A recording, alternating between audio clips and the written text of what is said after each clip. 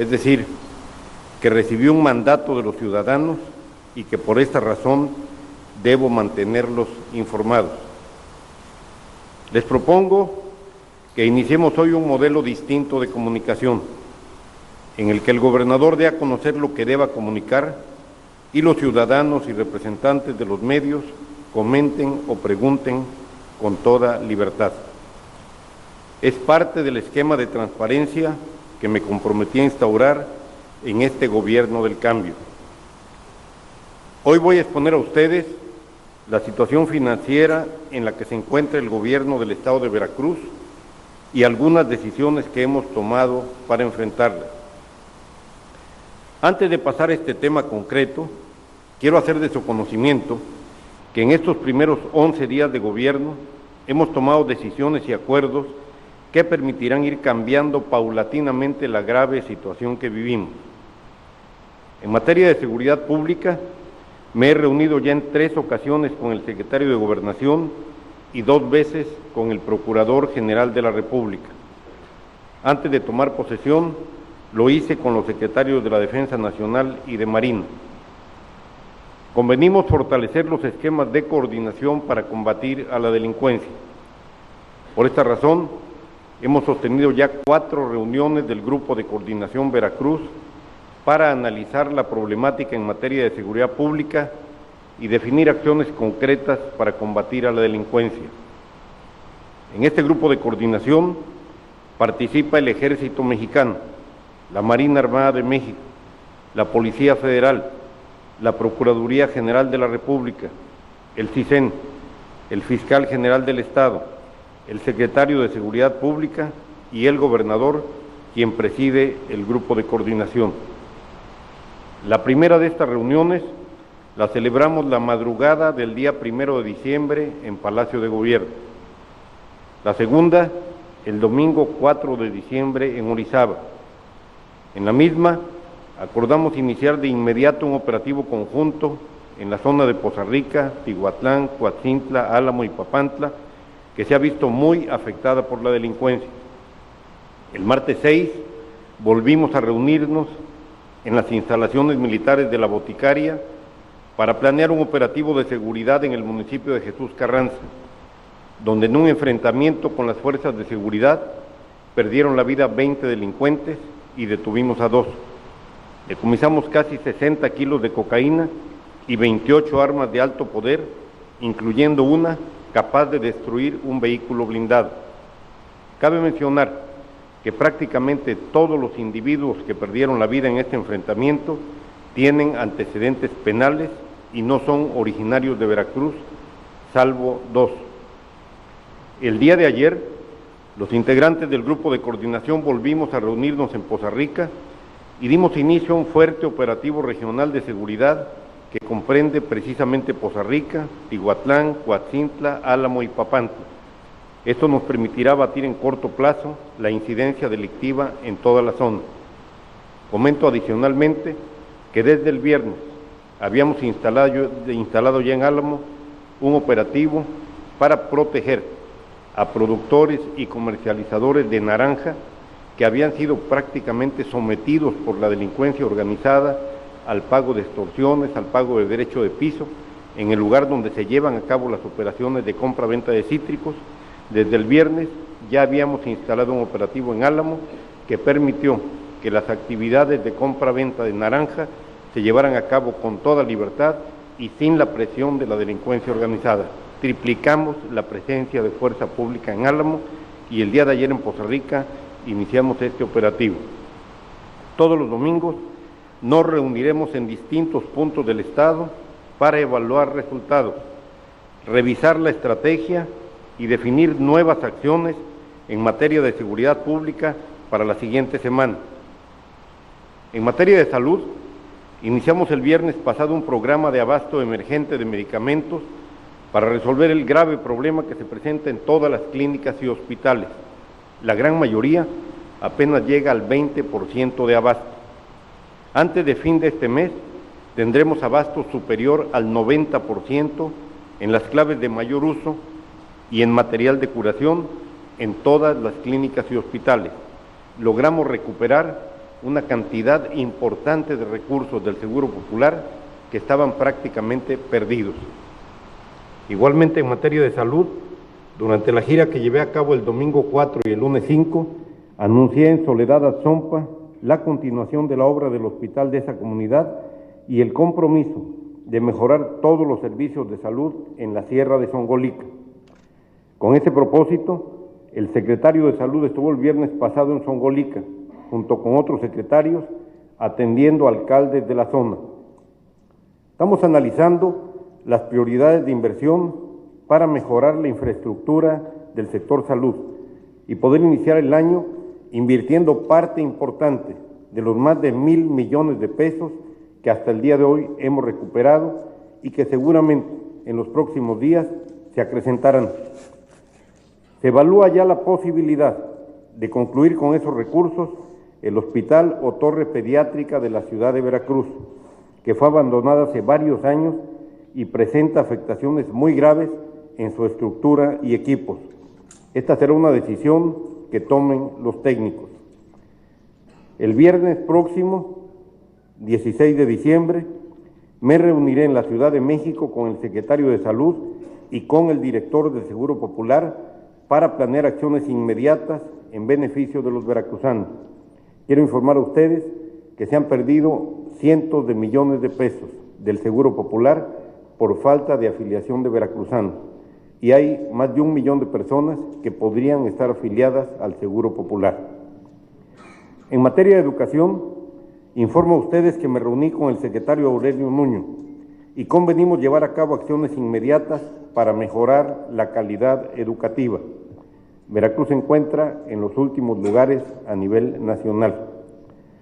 Posteriormente, me reuní con los subsecretarios de esa dependencia y con los funcionarios estatales encargados de esa área para calendarizar acciones concretas. Una de ellas es muy importante, trabajar conjuntamente en el análisis y depuración de la nómina educativa, donde podrían estarse presentando fugas importantes de recursos. Vimos igualmente temas específicos, como el de la Universidad Popular Autónoma de Veracruz, con el propósito de que esta institución se mantenga, pero que cumpla con los lineamientos jurídicos y de calidad para formar bien a los jóvenes veracruzanos. Me reuní también con Héctor Gutiérrez de la Garza, director del programa Escuelas al 100, para programar acciones inmediatas. Anuncio a ustedes que este mismo mes empezaremos a invertir casi 300 millones de pesos en el mejoramiento y construcción de escuelas. El año próximo, la inversión en este rubro será superior a 900 millones de pesos. En materia de infraestructura, me reuní con el secretario de Comunicaciones y Transportes, Gerardo Ruiz Esparza, y logramos importantes acuerdos que permitirán acelerar inversiones en obras muy importantes como la autopista Cardel Gutiérrez Zamora y Tuxpan Tampico, misma que integrará totalmente el eje del Golfo. La decisión de la Secretaría de Comunicaciones y la petición que hice a nombre de todos los veracruzanos es que estas obras concluyan antes de que concluya la administración del presidente Enrique Peña Nieto, y ese fue el ofrecimiento que recibimos del secretario. En las próximas semanas vendrá el secretario de Comunicaciones solo a hacer una inspección en ambas carreteras en construcción, la Cardel Gutiérrez Zamora y la Tuxpan Tampico. También solicitamos y se autorizó la reconstrucción el próximo año de la autopista La Tinaja a Cayucan, muy probablemente con recursos público-privados. Mi gobierno reconstruirá la de Minatitlán a Coatzacoalcos, que se encuentra también en condiciones desastrosas. Analizamos con el secretario Ruiz Esparza la posibilidad de ampliar concesiones federales al Estado para contar con recursos que invertiríamos en infraestructura carretera y en obras indispensables, como lo es llevar a 6 carriles el tramo que se encuentra en la cabeza Olmeca y Tlamacas. Esto y algunas otras obras carreteras en el resto del estado. Hablamos con él también acerca de la conclusión de un tramo muy importante, el denominado 13,5, que no se ha conectado aún a la carretera federal y por tanto no presta servicio a los veracruzanos. De inmediato el secretario dio instrucciones de que vinieran funcionarios de esa secretaría, ya estuvieron en contacto con el secretario Julen Rementería para arrancar este tramo, que realmente es un tramo muy pequeño y que seguramente podrá concluirse en los primeros meses del próximo año. Analizamos también con él las obras del nuevo puerto de Veracruz. Se comprometió a que estas obras se acelerarán de tal manera que el primer barco pueda llegar en el año 2018. Esta es una obra realmente importante que debe llenarnos de orgullo a todos los veracruzanos. No es una ampliación, es un nuevo puerto de Veracruz que dará servicio a todo el país y que seguramente reactivará la economía de toda la región y de todo el estado. Es probable que la Secretaría de Comunicaciones descentralice a nuestro gobierno recursos para la construcción de carreteras y caminos rurales. Conjuntamente con los inversionistas, concretamente con Fernando Chico Pardo, invité al presidente de la República a venir a Veracruz a inaugurar el puerto de contenedores en Tuxpan, que ya se encuentra totalmente concluido, y la nueva terminal del aeropuerto de Veracruz, igualmente concluida. Será un mensaje de aliento a los inversionistas. En materia de vivienda, me reuní con el director general de Infonavit, David Penchina, con quien diseñamos un gran programa de construcción de vivienda para el próximo año, mismo que será un auténtico reto para los constructores por la cantidad y monto de los créditos que se autorizarán. Se requiere oferta de vivienda. Habrá créditos más que suficientes para cubrir toda la oferta de vivienda. Se generarán miles de empleos. En materia de empleo, he convenido con empresarios veracruzanos y no veracruzanos dar facilidades para inversiones inmediatas. En enero llevaremos a cabo una reunión para anunciarla.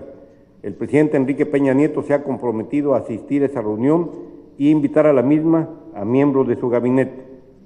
Mañana firmaré en Coatzacoalcos el convenio para apoyar el desarrollo de la zona económica especial de ese municipio, que iniciará actividades en 2017, con altas perspectivas de que pueda arrancar ese mismo año la instalación de la primera empresa. Estimados amigos, distinguidos representantes de los medios de comunicación, estos primeros días de gobierno han sido muy intensos y productivos. Estamos sentando las bases para que en 2017 Veracruz empiece a recuperar la seguridad, el crecimiento económico, la generación de empleos y que tengamos, aunque sea el mínimo de recursos, para atender compromisos básicos del Estado, como lo son la salud y la alimentación de cientos de miles de personas que lo requieren. Sin embargo, debo informar a ustedes que la crisis financiera del gobierno del Estado tiene dimensiones que superan todo lo imaginable. Reitero, dimensiones que superan todo lo imaginable. Parte importante del trabajo que hemos realizado con la Secretaría de Finanzas y con un grupo de asesores ha sido dimensionar el monto del enorme hueco financiero que afecta a Veracruz como consecuencia de la corrupción y las medidas que tendremos que tomar para resolverlo. La corrupción, la falta de planeación y el total desorden administrativo llevaron a Veracruz a una crisis inédita. No hay registro histórico de algo similar, ni en Veracruz ni en el país. En 12 años llevaron a Veracruz a la quiebra. ¿Cómo lo hicieron? Aumentaron el gasto en todos los rubros. El gasto total del gobierno creció en más de 30,000 millones de pesos entre 2010 y 2016. Tan solo la nómina del gobierno estatal casi se duplicó. Creció de 4,000 a 7,400 millones de pesos. La nómina magisterial creció 45%, de 29,000 a 42,000 millones de pesos, cuando el número de alumnos apenas creció el 3%, 45% de incremento de nómina contra 3% de incremento en el número de estudiantes. De igual manera, incrementaron la estructura del gobierno en forma desmedida. Veracruz cuenta con 121 entidades públicas estatales y 56 organismos públicos más que no reportan ningún beneficio. La mayoría se crearon solo como instrumentos para desviar recursos y dar un espacio para que cobraran sus incondicionales. También se desviaron recursos etiquetados a programas sociales para el pago de gasto corriente y para el financiamiento de campañas políticas. Tenemos ya las primeras pruebas. La Auditoría Superior de la Federación denunció desvíos de fondos federales por más de 35,000 millones de pesos entre 2011 y 2014, faltando aún por revisar las cuentas públicas de 2015 y 2016. El órgano de fiscalización superior del Congreso del Estado ha denunciado penalmente hasta hoy el desvío de casi 23,000 millones de pesos de fondos estatales. Entre las dos instituciones se ha detectado el mal uso de casi 60,000 millones de pesos.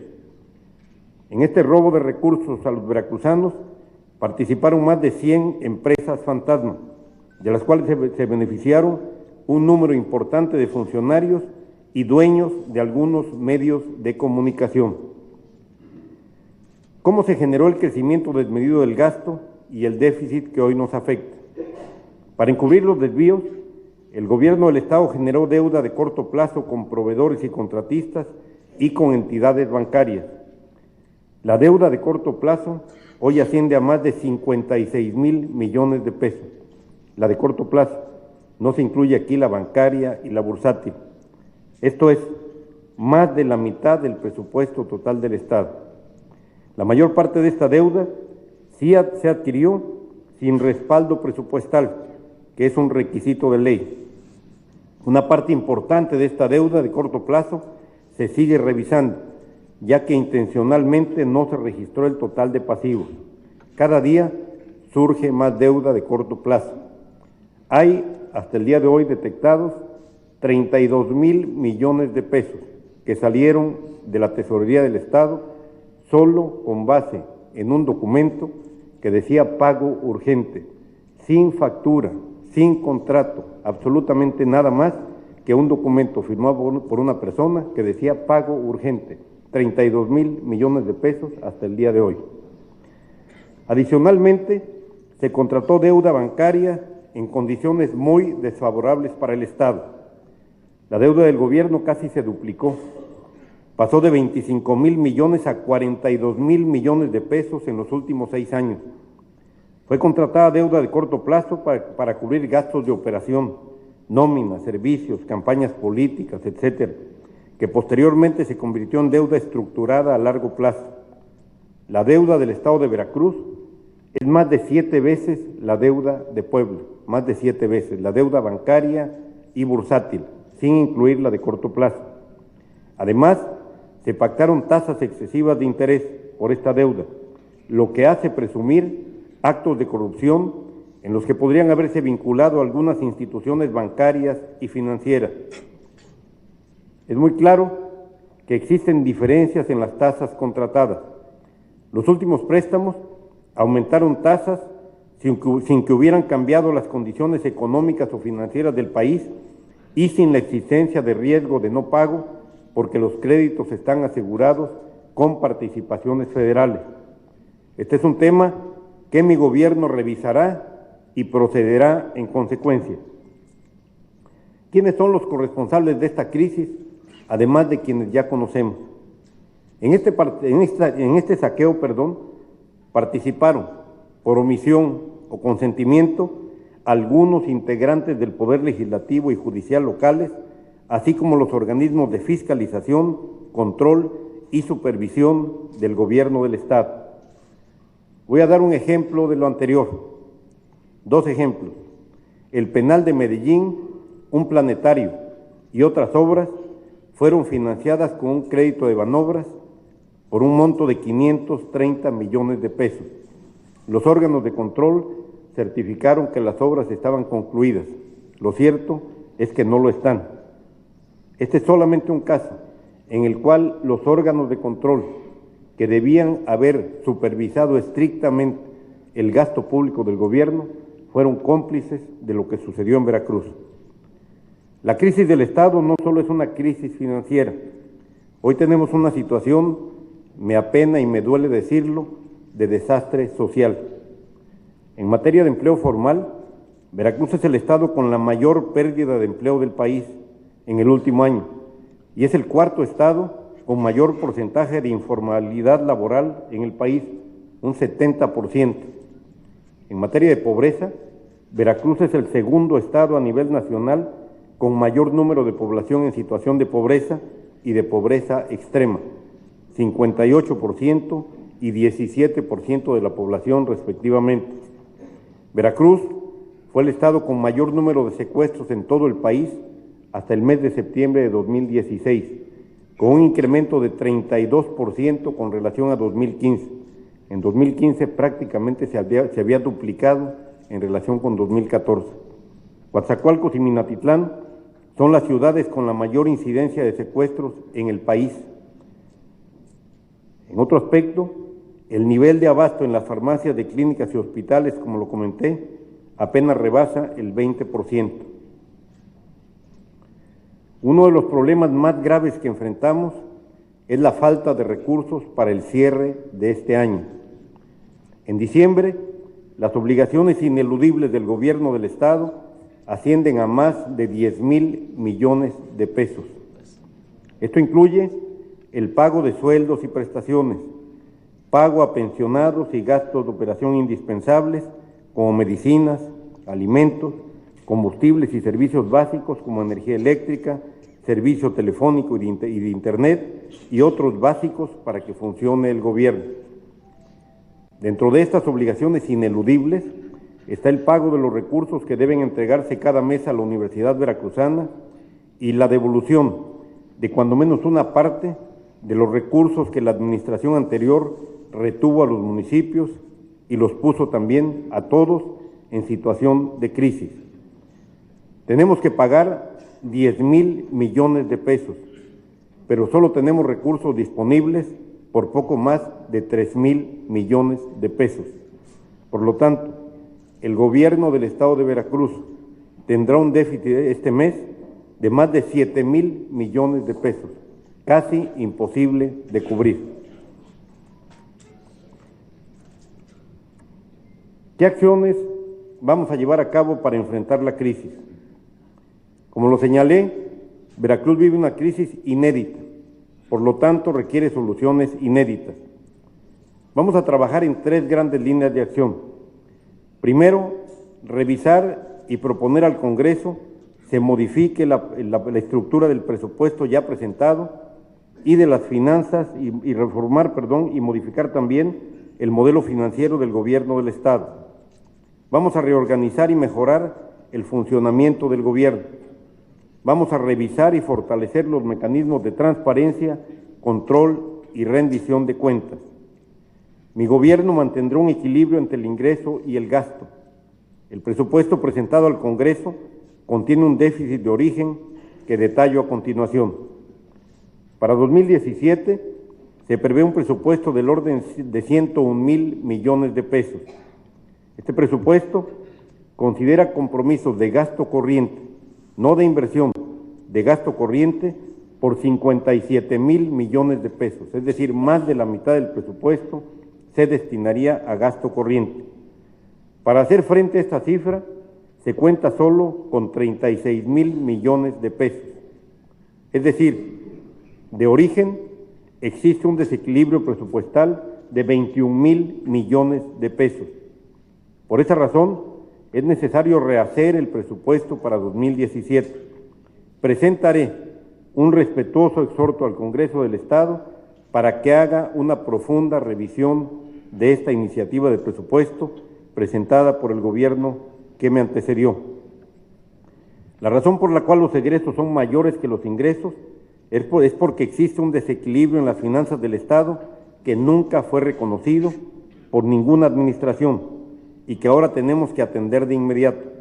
Me refiero a las 2 administraciones anteriores. Continuaremos combatiendo la corrupción.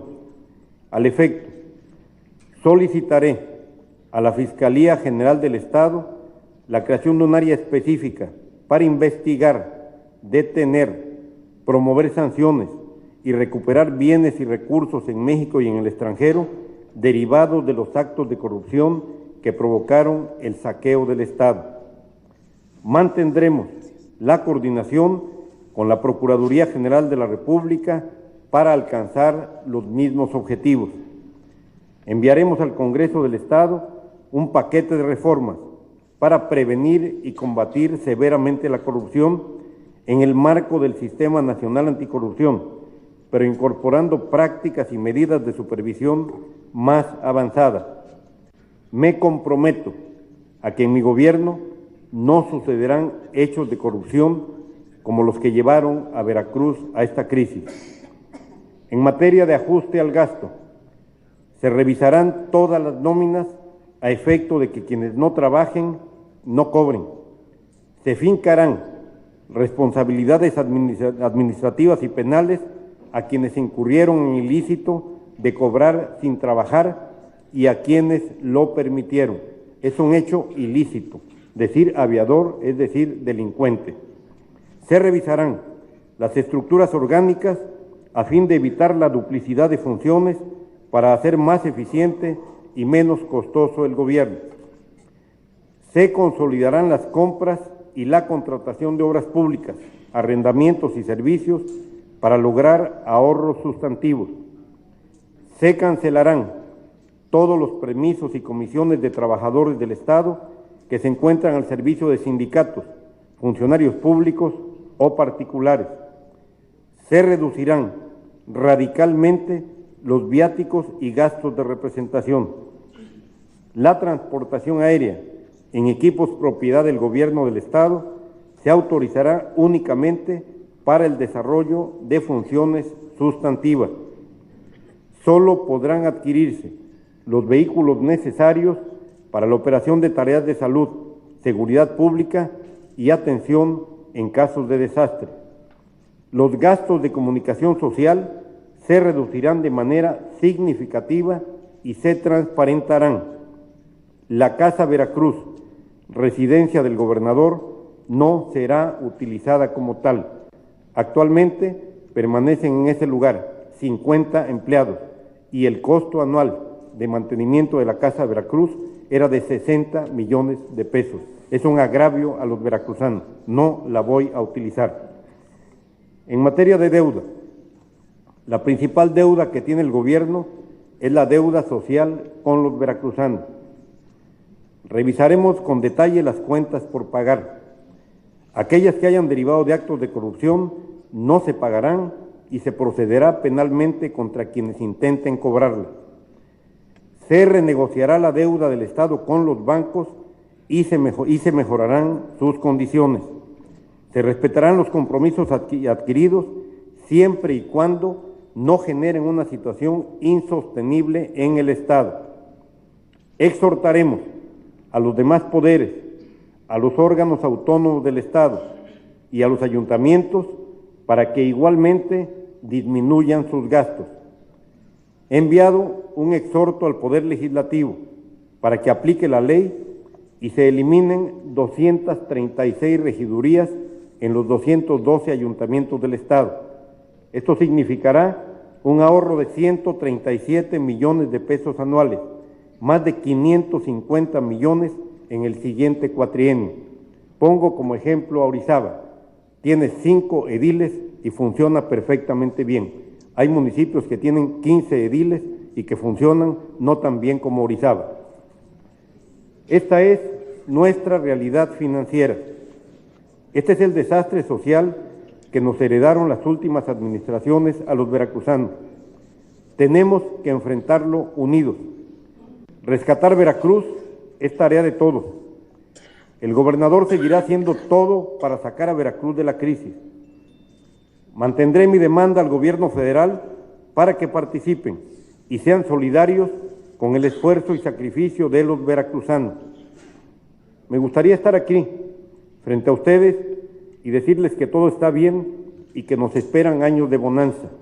Desafortunadamente, no es así. La crisis Se originó por la corrupción, pero también por la mentira y la negación de la realidad. 12 años de demagogia, de ocultar la verdad, de negar que Veracruz iba en picada, fueron más que suficientes. Yo no lo haré. Hablaré con la verdad, aunque sea dolorosa, y lucharé con todo para superar la crisis y para que las verdades de mañana sean menos duras. Hoy, con toda responsabilidad y gran preocupación, anuncio que Veracruz se declara en emergencia financiera. Veracruz se declara en emergencia financiera y, en consecuencia, primero, hago un llamado al pueblo de Veracruz a la comprensión y solidaridad frente a las difíciles medidas que tendremos que tomar. Segundo, demando al gobierno federal respuesta positiva a las reiteradas solicitudes de encontrar de manera conjunta soluciones a esta inédita crisis derivada de hechos ilícitos que fueron consentidos y solapados. Tercero, garantizo a los trabajadores del gobierno del Estado y a los pensionados que cumpliremos con nuestros compromisos. Convendré con sus representantes un programa que nos permita pagar sus sueldos y prestaciones y, en paralelo, mantener operando funciones básicas a cargo del gobierno del Estado, como lo son la seguridad pública, los servicios de salud, apoyos alimentarios y otros a los que estamos comprometidos con millones de veracruzanos. El gobierno del Estado, es cierto, tiene responsabilidades salariales con sus trabajadores, pero tiene responsabilidades también con 8 millones de veracruzanos más que demandan seguridad, que demandan salud, que demandan alimentación. Cuarto, cumpliremos también los compromisos del gobierno con proveedores de bienes, obras y servicios, con base en una programación de pagos sujeta a normas estrictas de comprobación del cumplimiento de los contratos y de transparencia en su liquidación. Con toda claridad, advierto a quienes pretendan cobrar deudas inexistentes o no sustentadas que se procederá con todo rigor legal en su contra.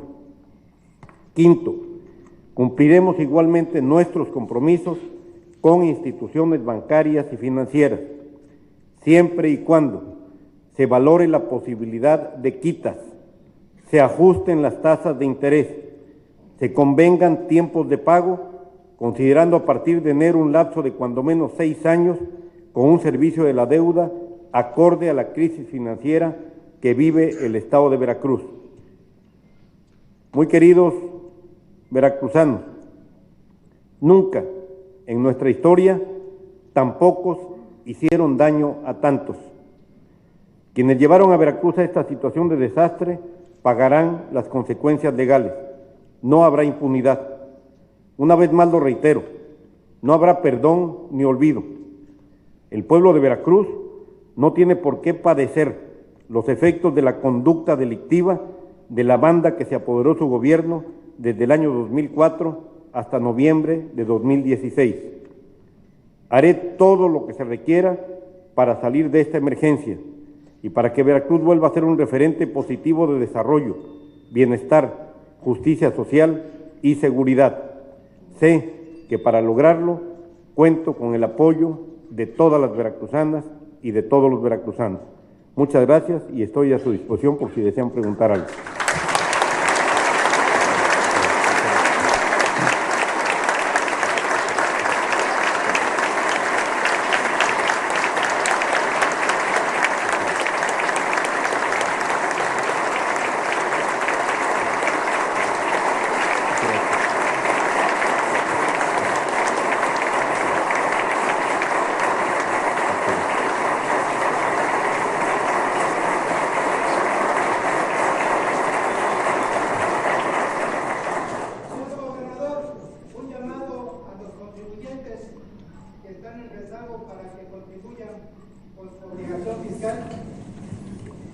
Sí, claro, Miguel. Hago un llamado, y es una muy buena idea aquí en mi tocayo Miguel Novoa, a todos los contribuyentes a que se encuentren en rezago, a que acudan a las oficinas de Hacienda con la certeza de que lo que ahí paguen servirá para resolver los problemas que tiene el gobierno del Estado. Muy particularmente lo hago a los contribuyentes del impuesto a la nómina, con quienes me comprometí desde hace varios meses, ya siendo gobernador electo, a que si no pagaban este impuesto, en el mes de diciembre, cuando lo liquidaran, emitiríamos un decreto, una norma que los exentara de recargos y de multas. Ojalá y todos quienes tengan algún adeudo en Hacienda vayan y lo paguen oportunamente. Gracias, tocayo, por el comentario.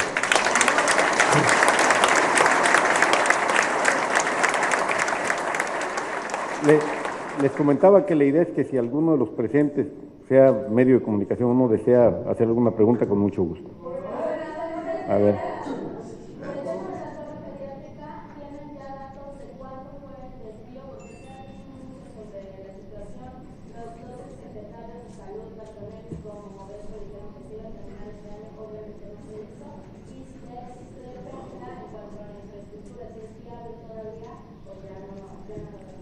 Mira, el secretario de Salud y un grupo de expertos en construcción de hospitales ha estado ya en varias ocasiones en la torre pediátrica.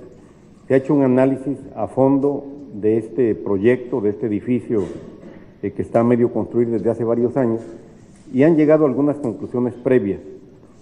La primera de ellas es que es un diseño absolutamente inadecuado para un hospital de ese tipo.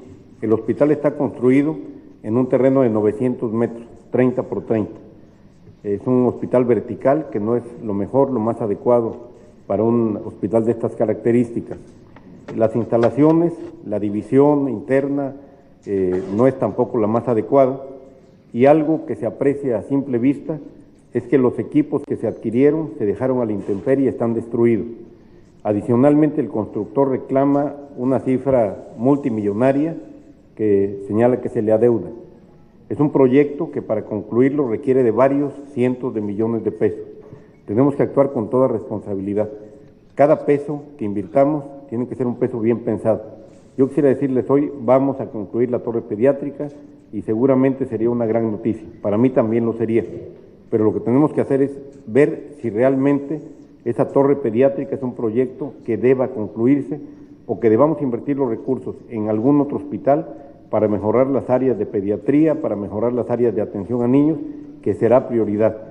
Y quiero volver a señalar que una parte importante, muy importante, de los recursos que hemos recuperado se van a invertir precisamente en infraestructura de salud destinada a niños y a zonas marginadas.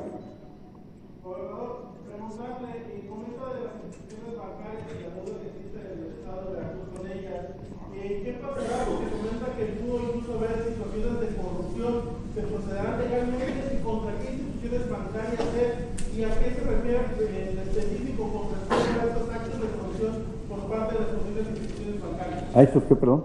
A estos actos de corrupción. Sí. Sí, estamos analizando la disparidad en algunos créditos, la disparidad en las tasas de interés, porque de repente las tasas de interés se disparan sin que hubiera ninguna razón.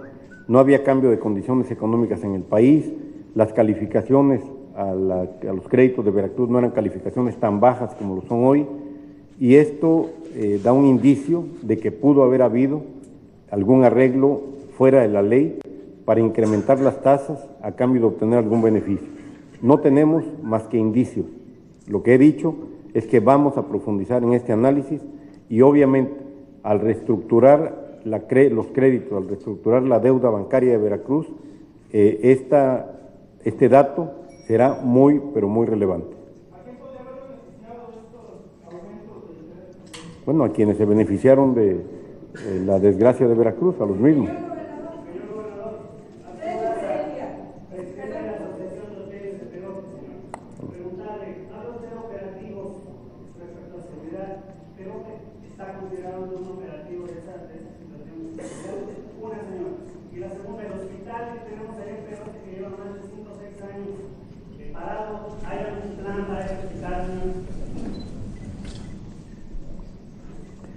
Mira, los operativos de seguridad que he comentado son operativos realmente de emergencia. Ya se había implementado uno a finales del gobierno anterior en Coatzacoalcos, que fue útil para bajar la incidencia de secuestros. fue prácticamente al finalizar la administración anterior, pero hemos tenido un incremento durante todo el año, es una tendencia en delitos de alto impacto en varias zonas del Estado. Lo que hacemos en las reuniones de los domingos, a las que ya me referí, es analizar la situación, ver las estadísticas delictivas y tomar decisiones que tienen que ver también, o se están sujetas, están limitadas por la capacidad operativa de la Policía Estatal, de algunas policías municipales que existen todavía y de los elementos de la Marina, del Ejército y de la Policía Federal que nos apoyan en este proyecto de dar seguridad a los veracruzanos. El caso de Poza Rica es un caso muy similar al de Coatzacoalcos. Hubo una explosión literalmente del crecimiento del secuestro, de homicidios, y tuvimos que implementar un operativo de emergencia. Antes lo habíamos hecho, como ya lo comenté, en Álamo. En las zonas donde se lleven a cabo, o donde se desarrollen, hechos delictivos, que veamos que se están saliendo de parámetros, de los parámetros que durante todo el año venimos midiendo, durante estos días venimos midiendo, obviamente se llevarán a cabo operativos especiales, pero no podemos llevar a cabo operativos especiales en cada municipio del Estado. Lo que sí vamos a hacer es reforzar policías municipales o crear nuevamente policías municipales que desaparecieron en muchos municipios del Estado. En cuanto al hospital, es una de las obras que se está valorando porque efectivamente junto con muchos otros, está a medio construir, a medio terminar, y es una inversión que no tiene sentido dejar perder. Perdón. Perdón, con respecto a la torre pediátrica, usted mencionaba en campaña que durante su primer año iba a quedar concluida. Por lo realizado en estas primeras 2 semanas de trabajo, ¿sí hay la posibilidad entonces que se lleve a cabo que se termine la torre pediátrica? Creo que ya respondí. Se está haciendo un análisis por especialistas, y si la torre pediátrica sirve a los intereses de los veracruzanos y puede ser eficiente, se terminará. Tres cosas. La primera, el robo a Veracruz viene desde Miguel Alemán con el robo para su flotilla de ir. Punto número 2, que se limite y analice con lupa la obra pública, porque ahí hay mucha fuga de recursos, se mocha para los presidentes municipales y toda su tropa. Punto número 3, que se ponga impuesto a las familias que tengan más de 2 autos, porque aparte de contaminar, ahí hay un buen dinero, estimado gobernador. Le deseo mucho éxito. Muchas gracias. En el tema de obra pública he anunciado ya que presentaremos un paquete de reformas, para transparentar totalmente la contratación no solo de obras, sino también la adquisición de bienes y de servicios. Y el impuesto a los que tienen más de 2 hijos, creo que...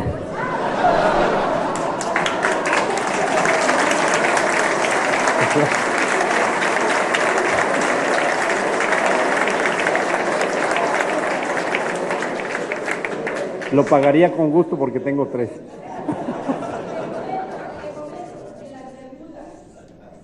No importa la riqueza que tenga la gente, solamente una. Mire, a ver, quiero ser muy preciso y entiendo que los comentarios del día de hoy, los míos, no han sido precisamente dulces, pero sí quiero hacer un comentario que seguramente gustará a los veracruzanos. No vamos a aumentar impuestos, sería injustísimo.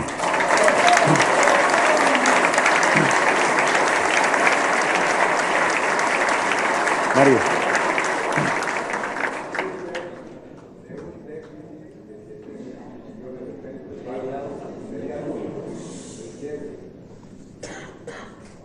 ¿Cómo va a cubrir esta diferencia?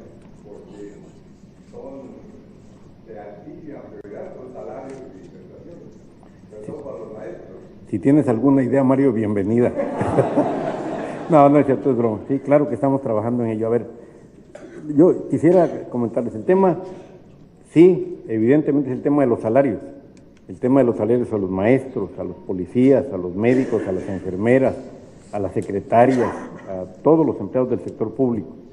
Pero el tema es también que no hay medicinas en los hospitales, que estamos haciendo un enorme esfuerzo para que de ese 20%, es decir, de cada 10 medicamentos que se recetan en los hospitales solamente se proveen 2 de cada 10.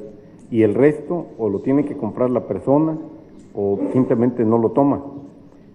Tenemos necesidades en otros ámbitos, pero quiero comentarles algo que pareciendo no prioritario sí lo es, porque tiene que ver con nuestro régimen constitucional, con nuestra estructura de gobierno.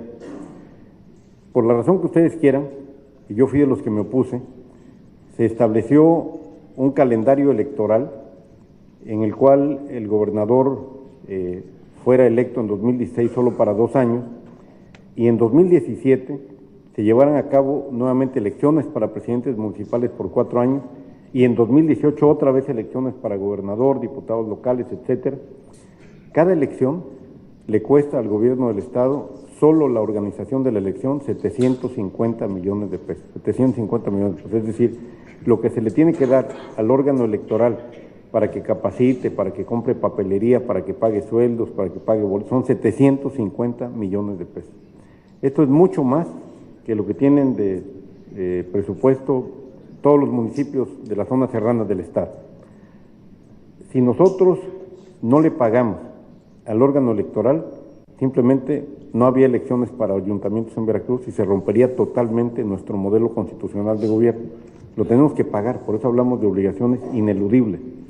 Si no le pagamos a la universidad los 350 millones de pesos que se le tienen que pagar, la universidad dejaría de funcionar. Es decir, todo lo tenemos que pagar todo.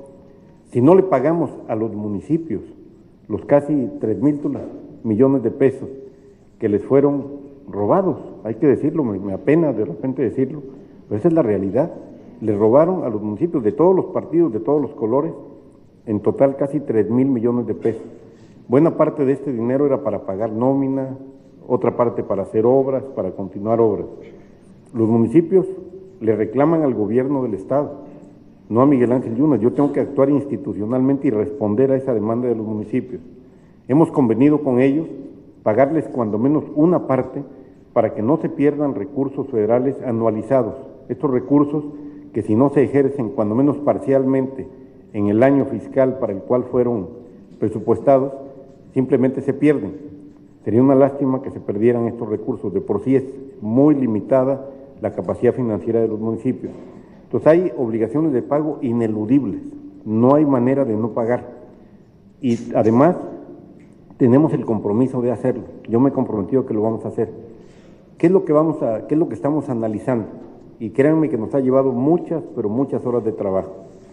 Primero, hacer un recuento de los ingresos que pueda tener el gobierno del estado en el mes de diciembre.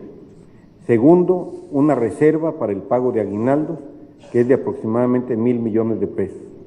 Tercero, participaciones federales por 1,000 y pico de millones de pesos, mismas que vienen ya disminuidas por el pago del servicio de la deuda, que son 600 millones de pesos mensuales, 500 y pico, casi 600 millones de pesos mensuales. Sumamos todo esto y llegamos a 3,000 millones, nos faltan 7,000.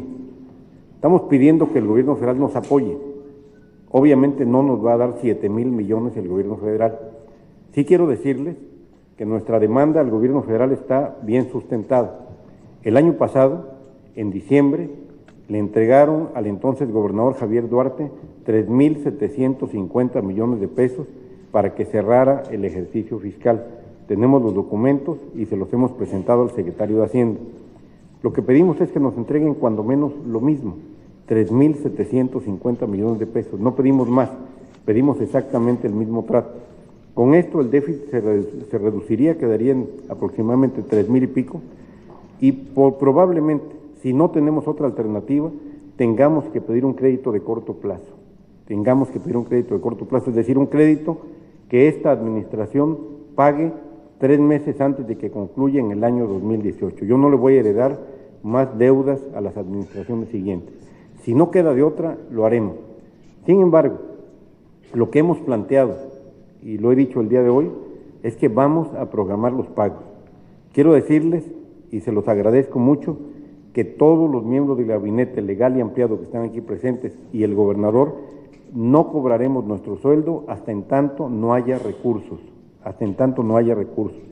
En el mes de febrero, marzo, cuando haya recursos, cobraremos el sueldo acumulado, pero mientras tanto no lo cobraremos.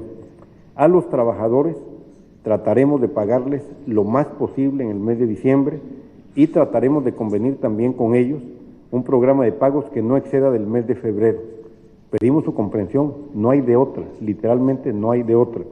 A los proveedores, que entendemos que están en una situación de crisis también, vamos a reunirnos con ellos, vamos a depurar la lista de proveedores y vamos a programar también los pagos para que tengan certeza de cuándo recibirán su pago. Pero todo esto dentro de un esquema de regularidad financiera y de certidumbre financiera. No podemos seguir en el mismo desorden con el que se manejaban las finanzas públicas en Veracruz. Por descontado, deben ustedes tener seguro de que no habrá corrupción en el gobierno, pero adicionalmente habrá orden, que eso es muy importante. Les parecerá extraño lo que les voy a decir, y aquí veo empresarios que seguramente tienen mejores sistemas para llevar su contabilidad que la Secretaría de Finanzas. La Secretaría de Finanzas del Gobierno del Estado de Veracruz, el tercer gobierno con mayor fortaleza económica del país, uno de los estados más importantes del país, la Secretaría de Finanzas lleva su contabilidad en Excel. Ese es el programa que tiene la Secretaría de Finanzas. Es decir, no hay comunicación entre ingresos, egresos, planeación, en Excel, en hojas de Excel. ¿Y esto por qué? Hay un programa que está adquirido y que nunca se echó a andar. Y no se echó a andar porque no convenía echarlo a andar.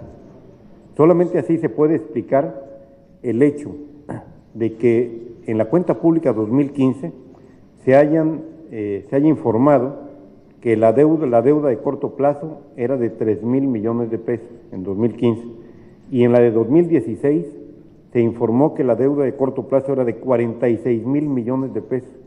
Esto es imposible, no puede crecer una deuda de corto plazo en 43,000 millones. Ahora bien, ¿qué es lo que nos ocultaban? Nos ocultaban, por ejemplo, que dentro de esta deuda enorme hay 13,000 millones de pesos que el gobierno del Estado le debe al SAT, al Sistema de Administración Tributaria, 13,000 millones de pesos. Fueron capaces de defraudar al propio gobierno federal, dinero del SAT. Le deben al SAR, al Sistema de Ahorro para el Retiro, se le debe a Infonavit, a Fobiste, al ISSSTE, al IMSS, se le debe a quien ustedes me quieran decir, se le debe. Y el SAT, por ejemplo, que este es algo que no mencioné y que es un compromiso importante al que llegamos ya, y que le agradezco al secretario Meade porque él fue el que intervino, el SAT a partir de enero nos empezaría a descontar 500 millones de pesos mensuales para pagar su deuda. Si nos descuenta 500 millones de pesos mensuales, nos quiebra. Ya de por sí está la situación, estamos en situación de quiebra, pero descontándonos 500 millones de pesos mensuales no hay manera. Entonces, ¿qué vamos a hacer? Programar los pagos. Programar los pagos en el más corto plazo en lo que se refiere a sueldos y demás prestaciones. Otra cosa importante, vamos a pagar solo aquello que esté establecido en contratos y en condiciones generales de trabajo que estén suscritas. No vamos a pagar ocurrencias. Se dio el caso de que, por ejemplo, el exgobernador Fidel Herrera, en el Día del Maestro, se le ocurría decir, vamos a dar un mes más de salario por gratitud a los maestros. Yo también le tengo mucha gratitud a mis maestros, pero el dinero que administro no es mío, es de los veracruzanos. Yo no puedo destinar 30 o 40 días de salario más para decirle gracias a los maestros. O de repente llegaba Navidad y en el espíritu navideño decía un mes más por concepto de canasta navideña. Entonces hoy vemos prestaciones realmente enormes, que las merecen los maestros, que sí las merecen sin duda. El problema es, o la pregunta es, si tenemos la capacidad de pagarlas. Esa es la pregunta. Adelante, Pedro Medina. Los integrantes de la CENIC y otras asociaciones, otras cámaras, hemos hecho llamados al gobierno federal a través de diferentes periodistas de que apoyen al gobierno de Veracruz en estas situaciones tan difíciles ahorita. Usted no acaba de decir una crisis económica fuera de serie. Cuente usted con nosotros, con todas las cámaras empresariales, lo que haya que hacer, publicaciones, quiere salir la Hacienda, por ahí enfrente, para que ayuden a Veracruz. Veracruz necesita dinero, necesita el apoyo. Si usted tiene nuestro apoyo, por favor, cuente con nosotros, con las cámaras empresariales, con el pueblo de Veracruz, y yo creo que usted en la misma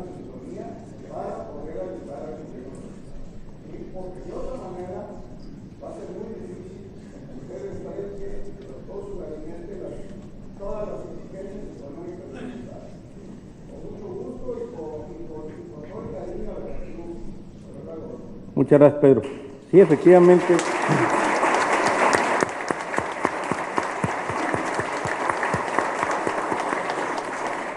Sí, efectivamente, lo he dicho hace un minuto, para salir de esta crisis, para rescatar a Veracruz, tenemos que estar todos unidos, no hay de otra.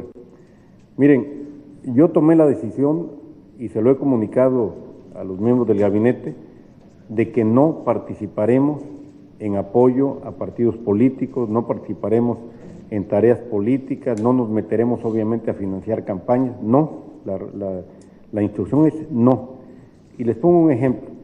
Ayer en Poza Rica nos reunimos con los mandos navales, militares de Policía Federal y 5 presidentes municipales.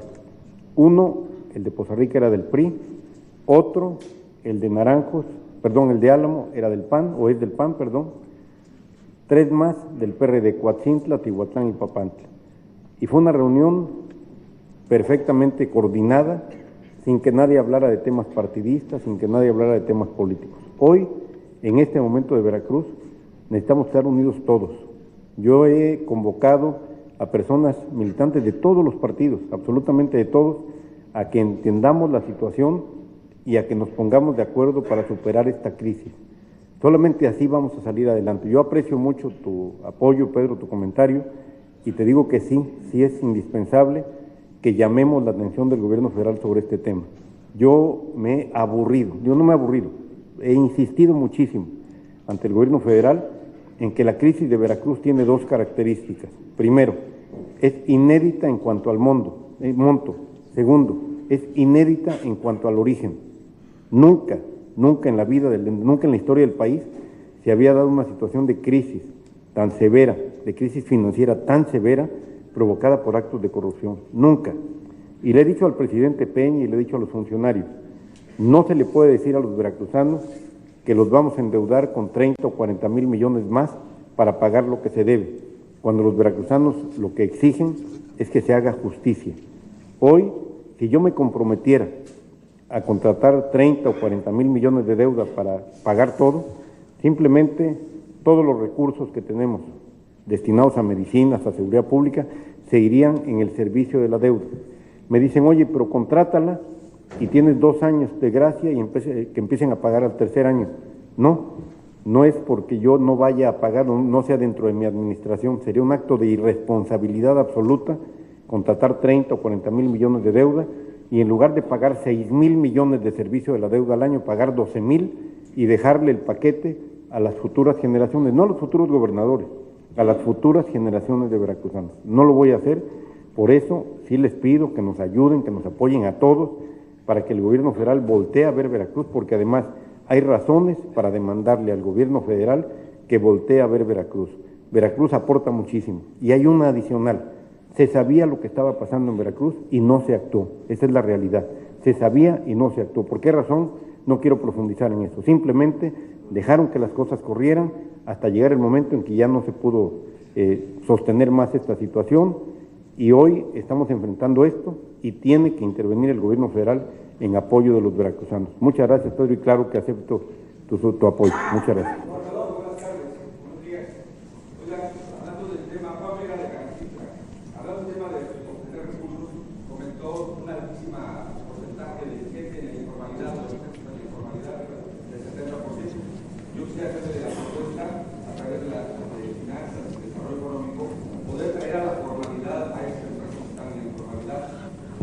Un afán recaudatorio, que no nos vamos a generar miedo, un afán de generar empleo y que esta gente esté precisamente en la formalidad, con seguridad social, con vivienda, y de alguna manera empiecen a recaudar. Yo recuerdo la época de cuando era joven, mi papá me mandaba a pagar en un negocio pequeño que tenía unas cuotas fijas, y la gente pagaba las cuotas fijas.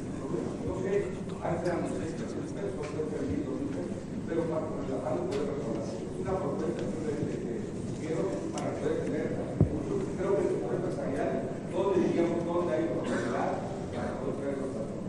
Muchas gracias, es una muy buena propuesta y le pediría al secretario Zairic que establezca contacto hoy mismo contigo y que se pongan a trabajar. Muchas gracias. ¿Alguien más? A ver. Había dicho algunas semanas que no nuevamente mercado de los robos, inclusive a bancos, y también ayer, el sábado y ayer, a centros comerciales ya directamente. ¿Qué se va a hacer? Y bueno, también comentarle o preguntarle si el secretario de Seguridad Pública dará declaración o será un Bermúdez nuevo, porque hasta el momento no ha dado declaración y era de lo que pues se quejaban también, ¿no? Y pues más que nada el operativo que se va a realizar aquí en la zona conurbana. Gracias. Sí, el día de ayer en Poza Rica, con el Grupo de Coordinación Veracruz, analizamos el problema que está viviendo la zona conurbada de Veracruz Boca del Río. Hay en efecto una tendencia creciente de incidencia delictiva desde el mes de julio más o menos. Vienen creciendo de manera notable los delitos, sobre todo los de alto impacto.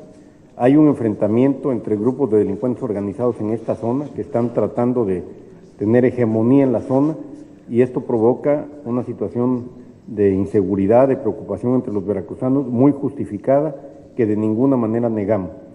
Hay ya un operativo de la Marina, que es quien está encargada de la de la seguridad en esta zona, y el secretario de Seguridad Pública tiene instrucciones de esta misma semana presentar una propuesta para fortalecer las tareas de prevención del delito en la zona conurbada de Veracruz Boca del Río.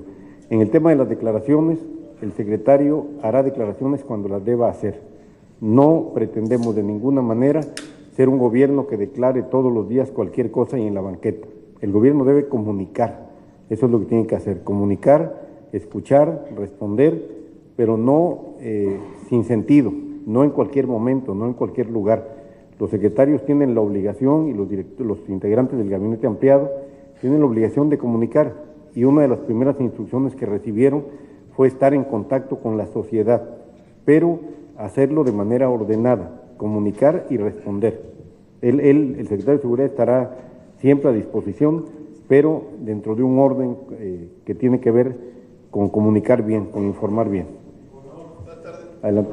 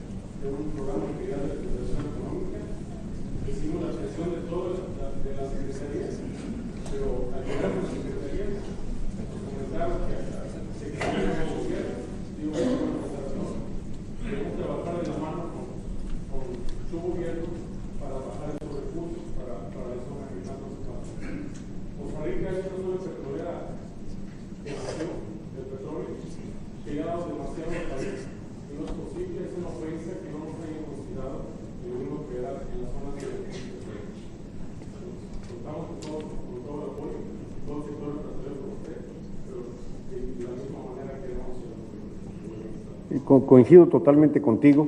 Son dos temas que se vinculan con el mismo objetivo. El primero es el de zonas económicas especiales, que se determinó que solo se estableciera una en Coatzacoalcos, considerando que Coatzacoalcos y la región es la zona más afectada por el desempleo como consecuencia de la crisis petrolera.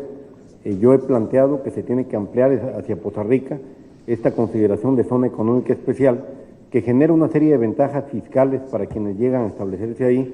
La tierra la adquiere el gobierno, realmente es un incentivo muy importante para el establecimiento de nuevas empresas y de generación de empleo. Pero adicionalmente hay un programa que el presidente de la República se comprometió a que incluiría a Veracruz en ese programa. Me dijo que no lo habían hecho cuando se implementó en el mes de mayo, porque estábamos en campaña y daría la impresión de que se estaba aprovechando el momento para hacer política. Es un programa de apoyo a zonas económicas, a zonas petroleras que se vieron afectadas por la crisis. En este programa están concretamente 2 estados, que son Tabasco y Campeche, y he solicitado que se incluya Veracruz. ¿En qué consiste? Primero, una serie de estímulos fiscales a los inversionistas, a los que ya están establecidos. Segundo, un programa de pagos a proveedores pequeños, a proveedores de cantidades no muy importantes, un programa inmediato de pagos. Tercero, un programa de descuentos a través de instituciones financieras del Estado para proveedores de más alto rango. Cuarto, un programa de inversión de recursos adicionales para que el gobierno invierta en obras que generen empleo de inmediato. Estas son algunas de los elementos que integran este programa especial para zonas económicas, para zonas petroleras, y el compromiso del presidente es que se va a incorporar Veracruz y estamos insistiendo en ello. Yo estaré muy pendiente de que en el caso de Poza Rica, mañana que venga el director de zonas económicas especiales a Coatzacoalcos, le insistiré en lo que ya planteamos. Independientemente de eso, estamos sobre el otro programa también. Muchas gracias.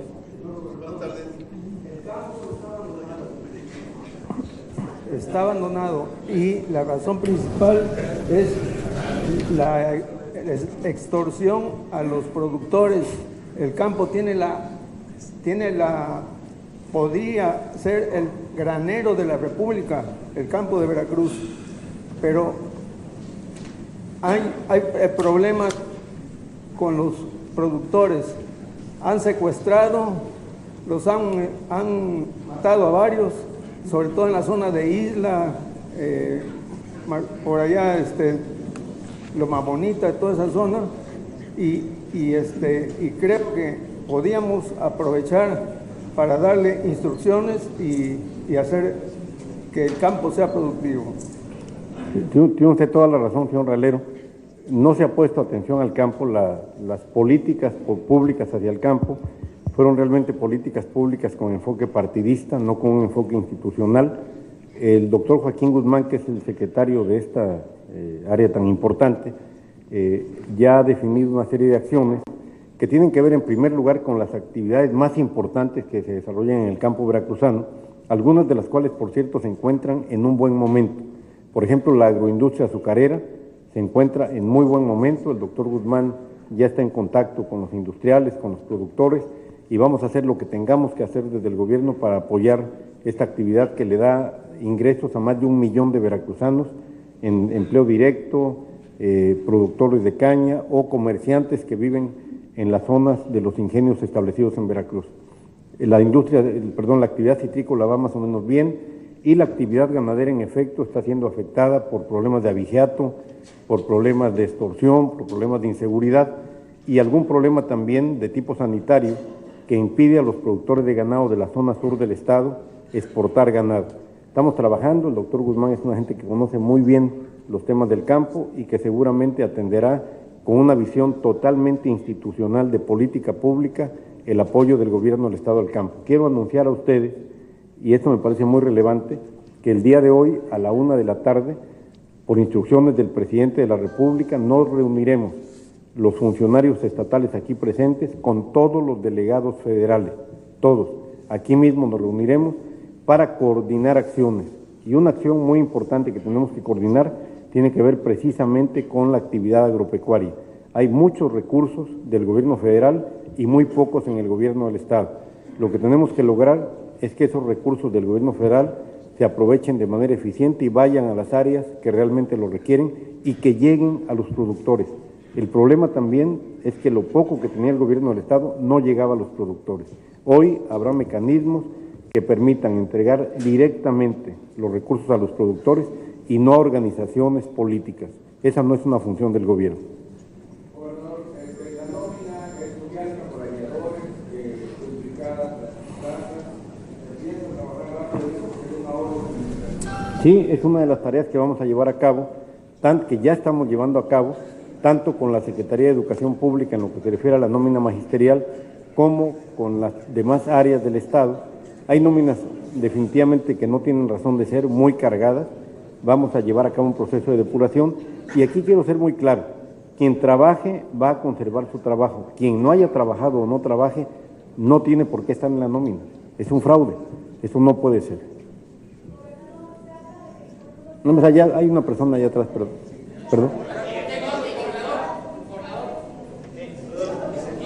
Perdón.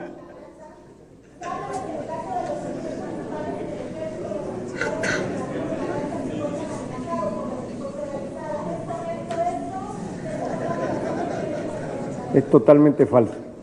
En el operativo de Jesús Carranza participaron tanto fuerzas federales como fuerzas del Estado. Era un grupo realmente muy peligroso.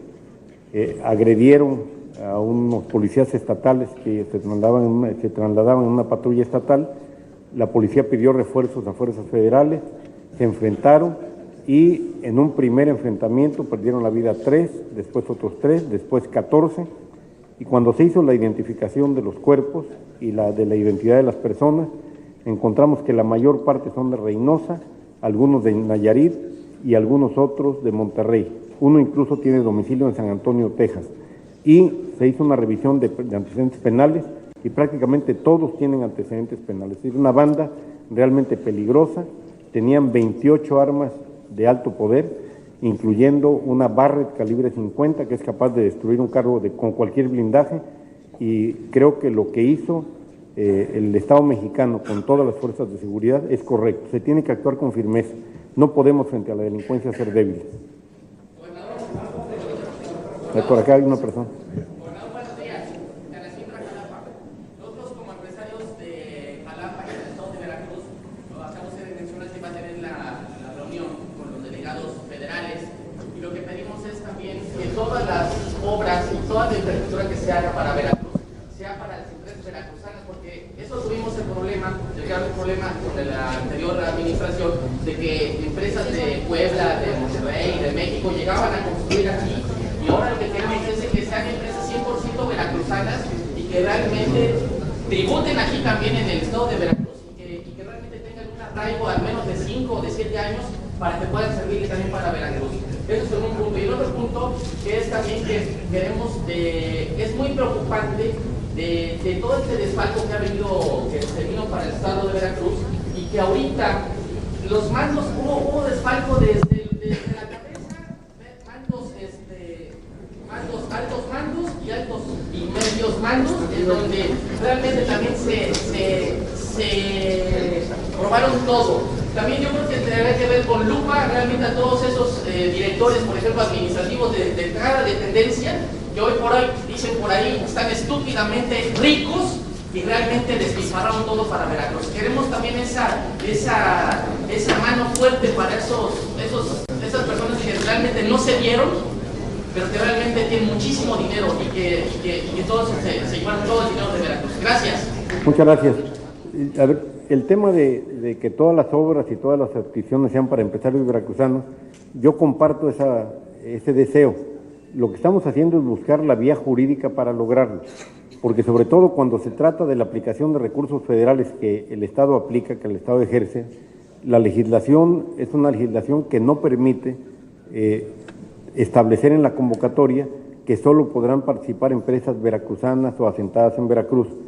Lo que sí pueden dar por seguro, dar por cierto, es que no habrá empresas que surgieron ayer y mañana ganen un contrato. Serán empresas establecidas, afiliadas a las cámaras, que tengan un prestigio, que hayan cumplido debidamente con el gobierno, no tenga duda.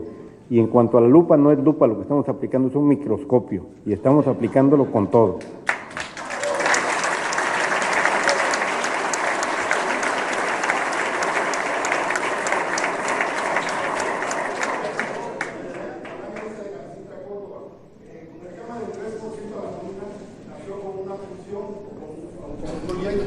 En las dos secciones anteriores se fue a otro lado. Su periodo de trabajo será o regresará al mismo tema o lo aplicará para otra situación. Muchas gracias. Como seguramente ustedes recuerdan, después de la elección se reformó la ley para que el impuesto del 3% a la nómina se dedicara a pagar deuda de corto plazo hasta que se concluyera el pago de la deuda. En ese momento nos decían que eran 17,000 millones, después supimos que eran 46 y hoy ya van 56,000 millones de pesos contabilizados de deuda de corto plazo. Buena parte de esa deuda yo estoy seguro de que no lo es, y yo quisiéramos decirle a quienes pretendan cobrarle al gobierno del Estado, no, ninguno de los aquí presentes obviamente, pero como esto se va a difundir, se está difundiendo, que sepan quienes pretendan cobrarle al gobierno del Estado una deuda que no lo es, un crédito que no tienen a su favor, una obra que no construyeron, un bien que no aportaron, un servicio que no prestaron, que sepan que no solo no lo vamos a pagar, sino que se va a iniciar de inmediato una investigación y se van a aplicar sanciones penales, porque hay buena parte de esta deuda que realmente es inexistente. Nosotros hemos planteado desde un principio nuestra oposición a que el 3% a la nómina se destinara a pagar deuda, porque originalmente los empresarios aceptaron pagar el 2% y después el 3%, siempre y cuando esto se destinara a la construcción de obra pública. Ya hay en el Congreso del Estado una iniciativa para volver al modelo anterior, de tal manera que el 3% del impuesto a la nómina se dedique a la construcción de obras, al apoyo de pequeñas y medianas empresas y hasta ahí nada más, hasta donde yo recuerdo. Es decir, el modelo original estará por aprobarse la iniciativa y a eso se va a destinar la aportación de los empresarios.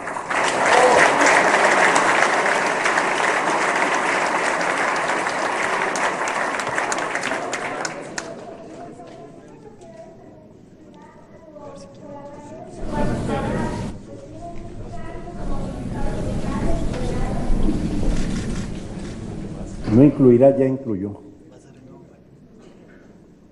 Ya, hay varios. ¿Perdón? Lo vamos a dar a conocer cuando se constituya el fideicomiso y se entreguen los bienes. ¿Alguien más?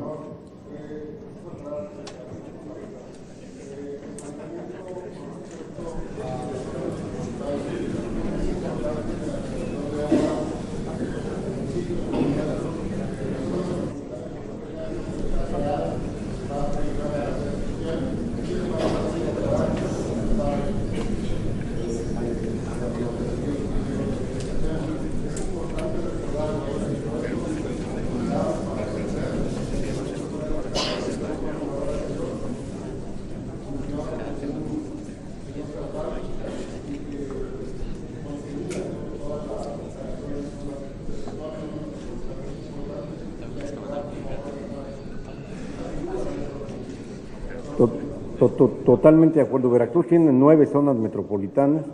En el presupuesto de 2016 se destinó una cantidad no relevante, pero una cantidad que podía ser útil para cada zona metropolitana. Los recursos llegaron a Veracruz, sin embargo, fueron desviados. En 2017, no tengo el dato preciso, probablemente aquí la diputada Gaby Ramírez o el diputado Julio Saldaña y Paco Gutiérrez nos puedan ilustrar si viene algún recurso para zonas metropolitanas. Y lo que les quiero decir es que si hay recursos que lleguen al gobierno del Estado para destinarse a zonas metropolitanas, se van a destinar a eso. Una cuestión muy importante que hemos acordado hacer y que vamos a suscribir un convenio con la Auditoría Superior de la Federación, es que los recursos se van a aplicar, los recursos federales se van a aplicar en la actividad para la cual vengan etiquetados. ¿Qué fue lo que pasó en la administración anterior y en la de Fidel Herrera? Si llegaban recursos para salud, se metían en lo que denominaron, según ellos, de manera muy graciosa, pero era realmente una forma de robarse el dinero, los metían a la licuadora. Y llegaban recursos para seguridad y los metían a la licuadora. Y llegaban recursos para cultura y los metían a la licuadora. Recursos para los municipios los metían a la licuadora. Licuaban todo y lo distribuían como querían. Por eso hay un quebranto del tamaño del que lo hay. ¿Qué vamos a hacer?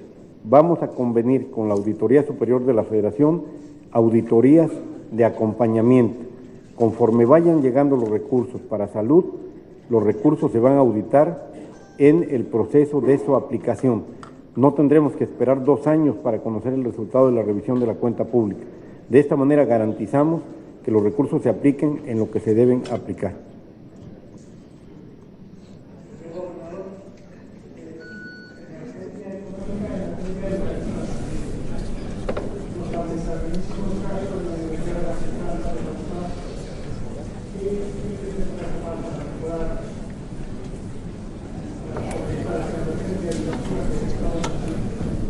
Bueno, en lo que se refiere a la Universidad Veracruzana, hemos tenido varias conversaciones con la rectora Sara Ladrón de Guevara para buscar una alternativa para el pago de la cantidad importante que le debe el gobierno al Estado, 2.600 millones de pesos hasta el corte de noviembre, pero lo primero es el compromiso de no volver a retrasar los pagos, de pagar puntualmente la aportación que debe hacer por ley el gobierno del Estado a la universidad, que es una aportación relevante, que nos comprometimos también a que no bajará el presupuesto de la universidad el próximo año, como lo había propuesto el gobierno anterior, y a que la Universidad Veracruzana tendrá los recursos suficientes. En paralelo, el exhorto a que los órganos autónomos, incluyendo la Universidad Veracruzana, hagan un recorte de gastos. Es un exhorto que estoy seguro de que será atendido por la universidad. Tenemos que fortalecer a nuestra universidad, pero la universidad tiene que hacer también un esfuerzo para que dentro de su propia estructura tenga realmente lo indispensable, que no tenga la universidad gastos que no se justifiquen. Hay una serie de medidas que estamos considerando con la rectora para saldar la deuda y, por ejemplo, una parte del proceso es que asumamos una deuda que tienen con el SAT porque el gobierno del Estado retuvo los recursos de la universidad y no los enteró al SAT. Entonces el SAT hoy le está cobrando a la Universidad Veracruzana y como la universidad recibe recursos federales, entonces el SAT puede capturar recursos federales para pagarse y obviamente esto disminuye notablemente el presupuesto de la universidad. Ya le planteamos al SAT que esa deuda la asumimos nosotros porque es deuda del gobierno realmente, el gobierno fue el que retuvo los recursos y que la vamos a pagar de manera programada. En cuanto a la UPAV, a la Universidad Popular Autónoma de Veracruz, la UPAV es una institución que debe permanecer, que se requiere. La Universidad Veracruzana no tiene la capacidad suficiente para atender a todos los jóvenes. Sin embargo, debe permanecer siempre y cuando se ajuste a las normas jurídicas y de calidad. Hay un dato que el secretario de Educación Pública me proporcionó y que realmente yo no lo podía creer. Han emitido 100,000 certificados de bachillerato. 10,000 de estos certificados los emitieron en Sinaloa. El gobierno de Sinaloa protestó porque de repente aparecieron 10,000 solicitantes de ingreso a las universidades de Sinaloa con certificados de bachillerato de la Universidad Popular Autónoma de Veracruz. Simplemente es un fraude, esto no se puede permitir, ni podemos permitir tampoco que esta universidad engañe a los jóvenes, les dé títulos sin haber cursado estudios de calidad, estudios que garanticen que serán buenos profesionales. Vamos a hacer una revisión profunda de la universidad, vamos a evitar actos de corrupción que se estiman en más o menos 800 millones de pesos solamente en la UPAV y vamos a regularizar todo lo que se refiere a la calidad educativa, los programas de estudio. Ya se está trabajando en esto, el secretario de Educación y la rectora de la universidad han avanzado notablemente en este aspecto y tenemos el apoyo de la Secretaría de Educación Pública. Estamos hablando de que el gobierno necesita ahorrar. Estamos nosotros aquí representando a asociaciones, a cámaras, a colegios, en donde nos reunimos profesionales de muchas áreas. Yo creo que es momento también que el gobierno se apoye con nosotros. Nosotros podemos revisar proyectos del gobierno para que no pasen cosas como lo de la torre pediátrica, que no reúne ninguna condición como para operar para lo que fue creada supuestamente. Ofrecemos nosotros poder apoyar al gobierno del Estado en esas revisiones. Tenemos toda la capacidad, las cámaras, los colegios, para poder apoyarlos y lograr ahorros sustanciales en esos aspectos. Gracias. Muchas gracias, me parece una excelente idea y yo le pediría aquí a todos los secretarios, a Yulen, a Alejandro Zairig, al doctor Suárez, a todos los secretarios que tienen a su cargo áreas donde se llevan a cabo acciones de obra pública, construcción, remodelación, que se pongan en contacto y que evidentemente el apoyo será muy bien recibido. Muchas gracias. Yo creo que Veracruz tiene muchísimo para el tema del turismo. Y el turismo sin duda es un detonante que puede... ¿Para el tema de qué? Perdón, no escuché. El turismo. Ah, sí, claro. Veracruz tiene mucho en el turismo para ser un detonante económico y que pueda ayudar a la recuperación. La administración anterior también mantuvo pactos en muchos de los recursos que se obtuvieron a través del impuesto de hospedaje que desapareció. ¿Tienen alguna propuesta para retribuirlo, para regresarlo? Muchas gracias. Sí, efectivamente una de las áreas que nos puede impactar positivamente en generación de empleo de inmediato es el turismo, porque ya está la capacidad instalada, ya están los hoteles, restaurantes, ya están las playas, ya está todo. Pero ahí tenemos que hacer algo que es esencial, mejorar la seguridad y mejorar la percepción acerca de Veracruz. Si Veracruz sigue siendo todos los días noticia negativa en la televisión, en la radio, en los medios, definitivamente esto va a minar la posibilidad, va a afectar la posibilidad de tener más turistas. En cuanto al impuesto del 2% al hospedaje, me he reunido con varias cámaras de prestadores de servicios turísticos y ellos mismos han pedido que el impuesto se establezca. Es un impuesto que no pagarían los veracruzanos, pagarían los visitantes, y es un impuesto que en varios estados con vocación turística como Quintana Roo existe. La ventaja de este impuesto es que no lo administra prácticamente el gobierno del estado, lo administran las propias cámaras y es para promoción turística. He pedido al secretario de Turismo, a Leopoldo Domínguez, que analicen el modelo de Quintana Roo, que lo platiquen con las cámaras, y si esto no afecta al flujo de turistas hacia Veracruz, podríamos analizarlo con el Congreso y en su caso presentarlo, partiendo de la base de que no rompe con el compromiso de no establecer más impuestos a cargo de los veracruzanos. En este caso, serían los visitantes los que lo pagarían.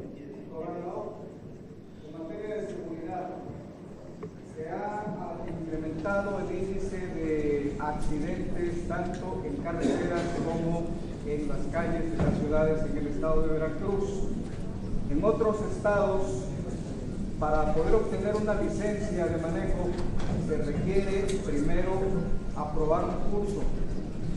Se han hecho anteriormente algunos intentos en el estado de Veracruz y lo más a lo que se ha llegado es a poner un sencillo examen que muchos aprueban sin contestar ni siquiera una sola de las preguntas. Creo que sería un buen momento, ya que usted habla del combate a la corrupción y de poner orden, que también se pusiera orden en la obtención de las licencias a los conductores. Totalmente. El tema de la emisión de las licencias es un tema que ha generado problemas de corrupción muy graves en Veracruz y en efecto de alguna manera es causa eficiente también del alto número de accidentes. Vamos a implementar dos programas a partir del mes de enero y los anuncio con mucho agrado. Uno de ellos es el de regularización del transporte público, regularización y modernización del transporte público.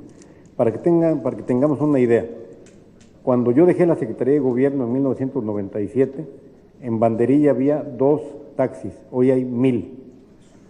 Se dieron en Veracruz, Boca del Río, 15,000 concesiones de taxi, 15,000. ¿Qué es lo que ha sucedido? Que no solo es un problema para los verdaderos taxistas en la medida en que hay una competencia que les impide ya obtener recursos suficientes, sino que también un buen número de taxis, de concesiones de taxi, están siendo utilizadas por la delincuencia organizada para llevar a cabo actividades ilícitas. Esa es la realidad, actividades de vigilancia, actividades de información, lo que le llaman halcones, o incluso para distribución de droga al menudeo. Nosotros vamos a ir taxi por taxi, carro por carro, de tal manera que sepamos quién es el propietario, si efectivamente es un chofer, si efectivamente es un prestador del servicio. Vamos a tomar huellas dactilares de cada uno y vamos a empezar por las licencias de chofer. Solamente tendrá licencia de chofer quien acredite, entre otras cosas, el no ser adicto a una droga, independientemente de que tiene que saber manejar. Y después veremos si hacemos un replanteamiento de las licencias en general. Muchas gracias.